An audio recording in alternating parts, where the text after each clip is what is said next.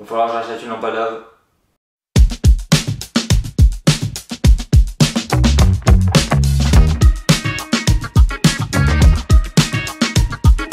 Salut à tous, c'est Fal, j'espère que vous allez bien et aujourd'hui on se retrouve pour la review du match de la Nation League qui opposait l'équipe d'Allemagne à l'équipe de Hongrie. Oui, encore les Hongrois. Et ce qu'on peut dire, c'est que par rapport au match de phase de poule qui opposait déjà l'Allemagne à la Hongrie, il y a eu beaucoup de choses qui se sont passées, j'ai l'impression. Non, parce que pendant l'Euro, l'Allemagne avait gagné 2-0 et c'était tout sauf une promenade de santé pour le coup. Mais alors ce match-là... Ah oui, d'habitude on se retrouve le lundi pour une hebdo Bundesliga, mais bon, on est privé de Bundesliga ce week-end, donc autant sortir directement la vidéo de la review de ce match de l'équipe d'Allemagne. Parce qu'au final, c'est pas vraiment la compétition qui est intéressante, c'est pas vraiment l'adversaire qui intéresse, ce qui intéresse c'est comment l'Allemagne va jouer et qu'est-ce qui s'est passé maintenant que Müller, Neuer, Gundogan, Kroos sont partis. Et donc la composition déjà m'intéressait beaucoup. Et finalement, on a eu déjà quelques petites surprises. Alors, c'est à voir si dans le futur, on reste sur les mêmes titulaires par rapport à ce qu'il y a actuellement. Évidemment, Rüdiger, qui n'est pas venu avec l'équipe d'Allemagne pour des raisons de fatigue, retrouvera sa place de titulaire sans aucun problème. D'ailleurs, il a été nommé deuxième capitaine de l'équipe d'Allemagne. C'était assez évident que Joshua Kimmich allait être nommé. C'est enfin officiel et c'est totalement mérité. Je ne vois pas qui d'autre aurait pu vraiment prendre cette place en tant que capitaine de l'équipe d'Allemagne. C'est mérité et je pense que Kimmich est un très bon leader vocal, donc je ne m'en fais pas à ce niveau-là. On a également Testing qui a été officialisé premier gardien de l'équipe d'Allemagne. Ça fait quand même bizarre de ne pas avoir Neuer dans les cages. Mais au final, les deux positions qui m'intéressaient le plus, parce que c'est celle où on a le moins de certitude, c'est qui remplace Gundogan en 10 et qui remplace Kroos en 6. Et donc pour ce match, déjà, Nagelsmann a décidé de mettre Pascal Gross en numéro 6, choix que je valide totalement. Après, qui suis-je pour valider ça? Mais Pascal Gross, ça fait déjà quelques années qu'il faisait des belles choses à Brighton.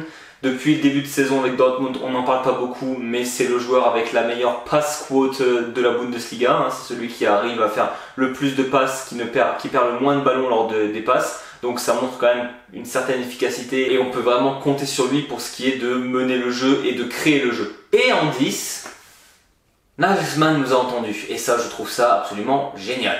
Ça fait quand même un moment qu'on se disait ouais, Gundogan en 6, comme ça Havertz on peut le mettre en 10 et Füllkrug en 9. Finalement il adorait Gundogan en 10 donc il laissait en 10 et donc Havertz jouait en 9. Et aujourd'hui il a enfin décidé de se dire voilà Havertz on va le déplacer en 10, ce qui est naturellement beaucoup mieux pour lui sincèrement, et Füllkrug donc un vrai attaquant en 9. Et je trouve que ça passe super bien. En plus, les deux s'entendent plutôt bien sur le terrain, j'ai l'impression. Et donc, on se retrouve avec une attaque avec Musiala, Wirtz sur les côtés, Havertz en 10 et Füllkrug en pointe. Franchement, c'est super sexy. Au milieu défensif, on a donc Andrich qui garde sa place de bulldog, j'ai envie de dire, hein, ce côté mec hargneux qui est vraiment là surtout pour défendre. Et à côté de lui, donc Pascal Gross qui là a été mis titulaire. Est-ce qu'il est titulaire indiscutable? Je ne pense pas. Je pense que Nagelsmann fait des tests. Mais on a vraiment deux profils totalement différents en 6, ce que je trouve très intéressant. Entre Andrich qui est un fort défenseur, d'ailleurs on l'a bien vu pendant ce match, à un moment une action folle de sa part, et Pascal Gross qui est quand même plutôt là pour faire le Aufbauspiel, plus un rôle de créateur de jeu avec ses passes. Et d'ailleurs Pascal Gross amène souvent de la profondeur, va chercher les ouvertures en avant et ça fait vraiment du bien à cette équipe allemande. Nagelsmann a aussi décidé de garder David Raum du coup en tant que titulaire en arrière gauche. Je trouve ça plutôt bien. Voilà, entre lui et Mittelstädt, ça se battait plus ou moins pendant l'Euro. Raum a fait apparemment plus ses preuves et il a décidé de continuer avec la confiance de David Raum, qui a fait globalement un bon match. De toute façon, la défense allemande n'a pas eu grand chose à faire pendant ce match. Schlotterbeck, c'est une très bonne alternative à Rüdiger, même si actuellement Rüdiger, il n'y a pas à dire, c'est le meilleur défenseur allemand sans aucun débat.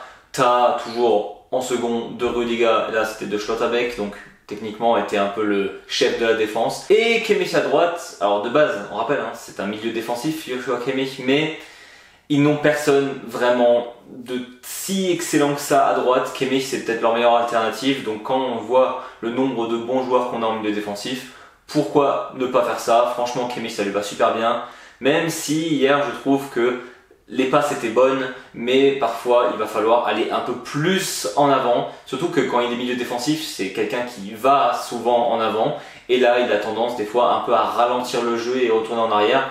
Malgré ça, ça reste un très très bon joueur et il a fait un super match hier quand même. Et Ter Stegen dans les buts, voilà, numéro 1, mis à part une blessure, je ne sais même pas si c'est Nubel ou si c'est Baumann qui sera le numéro 2 de Ter Stegen, mais en cas de blessure seulement il bougera. Là il est titulaire indiscutable et en même temps des 3 gardiens, c'est le meilleur. Et dire que sa première sélection était en 2012, il en a attendu du temps pour être titulaire. Bon, et on a parlé de la composition, mais ça donne quoi au niveau du jeu? Bah waouh. Alors oui, je vais tout de suite mettre des grosses parenthèses et des gros guillemets. En face, c'était la Hongrie. Après, on rappelle, ils ont un peu galéré contre les Hongrois, mais c'était pendant une compétition officielle. Donc forcément, les gars en face se sont donnés beaucoup plus. Là, l'équipe de Hongrie avait l'air vraiment faible par rapport à ce qui les attend sûrement contre les Pays-Bas dans quelques jours. N'empêche que l'Allemagne avait galéré contre la Hongrie. Ils leur mettent 5-0 alors qu'ils avaient gagné que 2-0. On voit bien l'équipe d'Italie, ce qu'elle a fait pendant l'Euro, c'est une équipe très prenable. L'équipe de France est quand même censée être très très bonne. Ça mange 3-1 en marquant un but après 13 secondes. Deux poids deux mesures. Mais bon, l'équipe de France, on en reparlera une autre fois. Et en fait, le score reflète vraiment le match de ce qui s'est passé entre l'Allemagne et la Hongrie. Concrètement, les Hongrois ont joué les 15 premières minutes. D'ailleurs, les 5 premières minutes, ils avaient quelques occasions nettes. De la chance que les attaquants n'étaient pas en place, sinon il y avait clairement but contre les Allemands. Mais au final, le milieu allemand a extrêmement bien géré la pression un peu que mettaient les Hongrois. Ils ont commencé à mettre le pied sur le ballon. Et il va falloir qu'on parle de Musiala et de Wirtz parce que ils ont un talent, les deux, c'est incroyable. Non, parce qu'on sait que les deux sont bons. Musiala, ça fait quand même quelques saisons qu'il est très bon. Il avait été même élu meilleur joueur de la Bundesliga il y a 2 ans. Wirtz, il a explosé l'année dernière, mais on connaissait son talent avant sa grosse blessure avec Leverkusen il y a quelques années. Mais là, les deux, ils prennent de l'âge, donc de la maturité et un peu plus d'expérience. Mais surtout, ils commencent à avoir de l'expérience de jouer l'un avec l'autre. Et c'est une régalade, sincèrement, c'est incroyable. Déjà, le style, il se ressemble un peu. C'est des gars, au niveau du dribble, ils sont absolument incroyables. Le ballon leur colle aux pieds. Et deux gars comme ça qui jouent à côté l'un de l'autre, avec la vitesse qu'ils ont en plus d'exécution, bah, ça fait des étincelles, surtout quand ils commencent à jouer ensemble. On voit le jeu de passe entre les deux. Alors, effectivement, la Hongrie, après peut-être même 2 buts, avait commencé à sombrer. Mais les deux, ils se sont pas dit, bon, on va lever le pied. Non, ils ont continué et ils ont commencé à se régaler. Et vraiment, je pense que c'est un foot que je n'ai pas vu de l'équipe d'Allemagne depuis genre 2011-2012. Oui, parce que l'Allemagne gagne la Coupe du Monde en 2014. L'équipe d'Allemagne 2011-2012, alors je parle évidemment pas de l'Euro en 2012, par contre en 2011, c'est peut-être la meilleure équipe du monde et de loin. Hein. Entre Schweinsteiger qui était absolument infranchissable et le trio offensif entre Özil, Klose, Müller qui s'entendaient, mais c'était une merveille. Finalement, ce jeu de passe, j'ai l'impression de le retrouver entre Musiala et Wirtz. Et ça présage du très très bon. Malheureusement, Havertz, toujours un peu le chat noir, et pas parce qu'il a fait un mauvais match, mais bon, ses tirs sur la transversale, voilà, il en met 2, et en plus c'est à chaque fois ça de rentrer. Havertz, malgré tout, je le préfère largement en 10.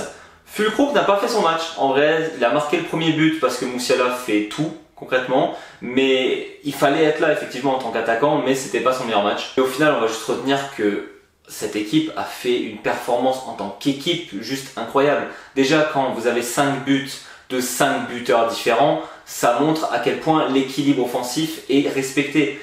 Et en fait, quand on voit finalement Wirtz, Musiala, Havertz un peu en ligne, on a l'impression qu'il y a 3-10 qui sont devant.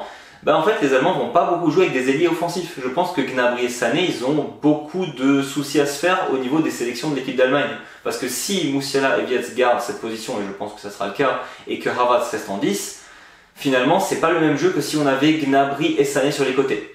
Donc, à voir. Et surtout, si ça fonctionne vraiment mieux comme ça, bah, pourquoi les faire jouer? Dans ce match, on a aussi eu le premier but de Pavlovic, hein, ça fait plaisir, un jeune qui est là depuis très très peu finalement en équipe d'Allemagne qui marque son premier but, même pour lui ça doit être une sensation assez énorme. Et la sélection de Stella, quasiment sûr que Nagelsmann, son nouveau joueur qu'il a appelé pour la première fois, il voulait le faire jouer. Il a joué une dizaine de minutes, ça fait plaisir pour lui et je pense sincèrement que ce joueur pourra amener de très belles choses plus tard. Au final, pas grand chose d'autre à dire sur ce match. L'Allemagne était surdominant, nous montre que même sans ces grandes légendes, elle est capable de nous proposer un jeu spectaculaire. Après, comme dit, ça reste que la Hongrie. On verra contre les Pays-Bas, finalement ça m'intéresse énormément ce qui va se passer contre cette équipe qui est vraiment beaucoup plus expérimentée. En plus, c'est pas comme si que ça s'appréciait beaucoup, les Pays-Bas et l'Allemagne en général. Donc, comment ça va être contre une équipe qui sera beaucoup plus agressive déjà? Parce que finalement, les Hongrois, après 2 buts, ils ont complètement abandonné, les Allemands se sont fait plaisir. Mais comment se faire plaisir offensivement si en face vous avez une équipe qui est déjà beaucoup plus compacte, beaucoup plus agressive sur le ballon? Ça va être très intéressant à voir. En tout cas, Nagelsmann nous montre qu'il fait un très bon taf pour l'instant. Et ça fait plaisir de voir une équipe d'Allemagne aussi forte, clairement. Quand on a vécu des années sombres là, entre les 2 Coupes du Monde, ça finit dans les phases de poule, ça soulage de retrouver une forte équipe d'Allemagne et on espère que ça continue sur cette lancée. Voilà, c'était tout pour moi. N'hésitez pas à me dire ce que vous avez pensé de ce match ou même d'autres matchs de la Nation League. Concrètement, il y avait beaucoup de matchs plus ou moins intéressants. On se retrouve très vite pour de nouvelles vidéos et d'ici là, je vous dis, servus.